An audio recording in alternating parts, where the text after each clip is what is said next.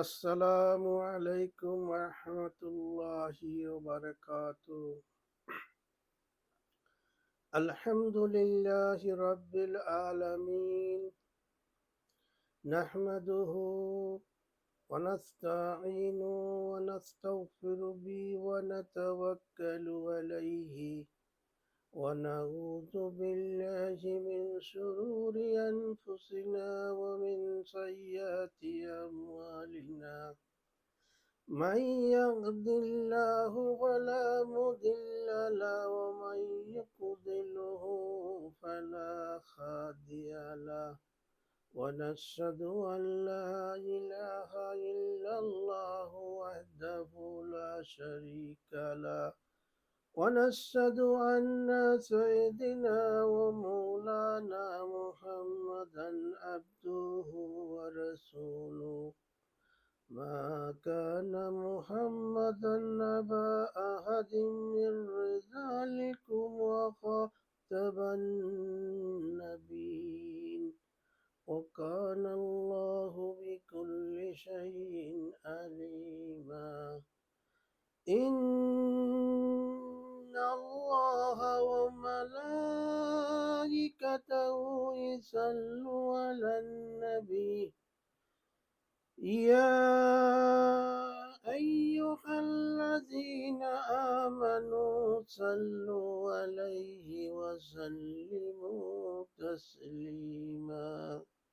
اللهم صل على محمد وعلى آل محمد كما صليت على إبراهيم وعلى آل إبراهيم إنك حميد مجيد.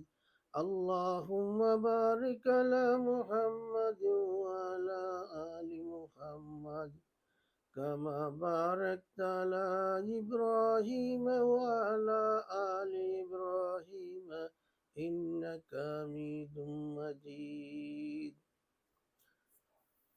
সম্মানিত বিশ্বের মুসলিম ভাই ও বোনেরা, আমরা বর্তমান যুগের মধ্যে মুসলমান জাতিকে কিরকম শহীদ করা হচ্ছে, কিরকম নিপীড়ন নির্যাতন করা হচ্ছে, শিশু থেকে বৃদ্ধ মা বোনদেরকে নির্মমভাবে শহীদ করা হচ্ছে। প্রায় 25 বছর ধরে মুসলমানকে যেভাবে হত্যা করা হয়েছে, ইতিহাসের মধ্যে এইরকম হত্যা কোনো মানুষকে করে নাই। নির্মম নির্বিচার বৃদ্ধ থেকে শিশু থেকে ধরে মা বোনদেরকে যেইভাবে হত্যা করা হচ্ছে, আমাদের বাইতুল মুকদ্দাস গাজার ভাই বোনদেরকে পানি নাই, গ্যাস নাই, ইলেকট্রিসিটি নাই, খাবার নাই, নীল আকাশের মধ্যে বসে আছে।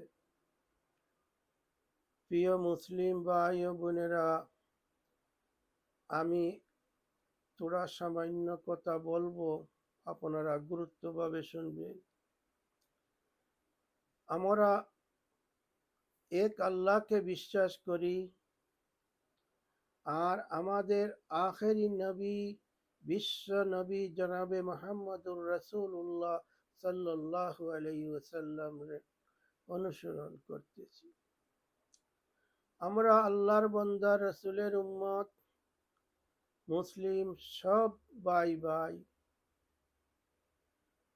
মুসলমান এক মুসলমানের কষ্ট দেখে আরেক মুসলমান দিলের মধ্যে এত কষ্ট হয় যেন তার ভাইকে যেন ব্যক্তি মারেছে।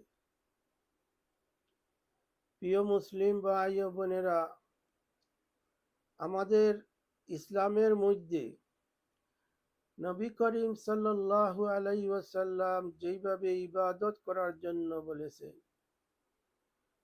আমাদের প্রাণপ্রিয় সাহাবী এবং তাবে তাবিনরা যেভাবে ইবাদত করেছেন, আমরা সেইভাবে ইবাদত করব। অনেক বছর পর আমাদের 4 মজহব হয়ে গেল,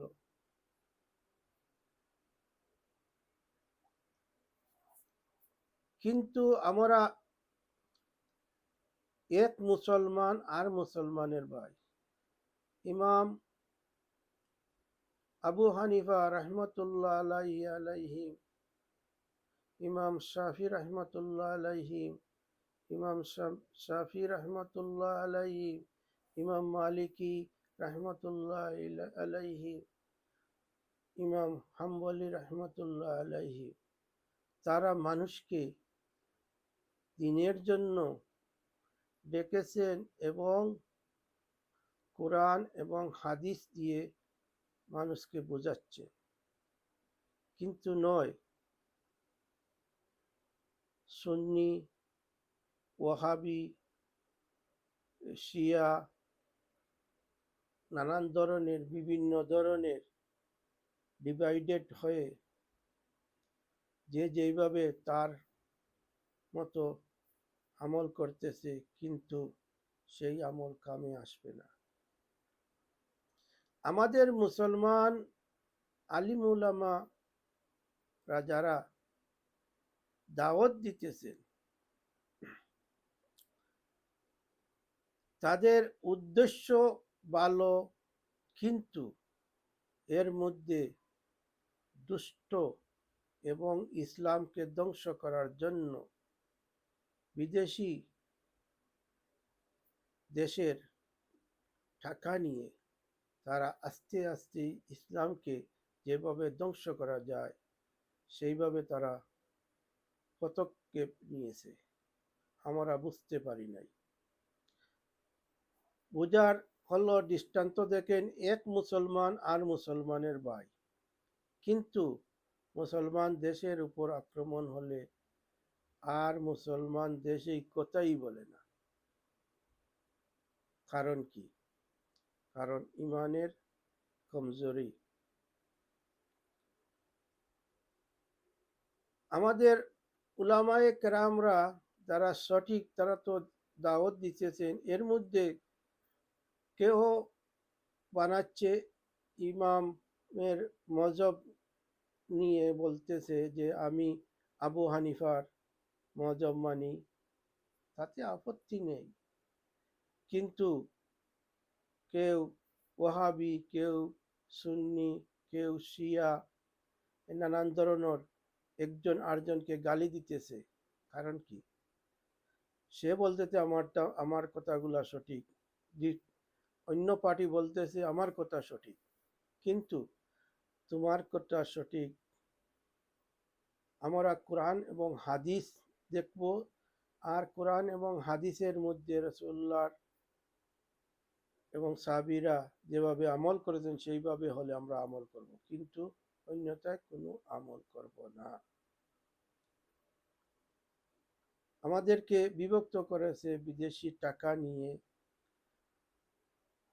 কেউ মুসলমান নাম দিয়ে, ভালো, তার মুখের কণ্ঠ সুন্দর এবং ওয়াজ মাহফিলে গিয়ে নানান ধরনের জোকিং করতেছে এবং সে তার মতে মতে ইবাদত করার জন্য বলতেছে, কিন্তু সে প্রকৃত মুসলিম নয়, সে প্রকৃত ইমামও নয়।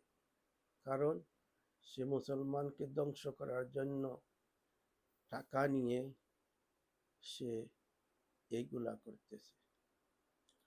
আমাদের মুসলমানকে ধ্বংস করার জন্য বিদেশি সংস্থা প্রায় আলিম উলামাদেরকে টাকা দিতেছে। আপনারা সাবধান হবেন, এইগুলা দেখবেন। আমি লন্ডন থেকে শেখ আতাউর রহমান, আবার দেখা হবে।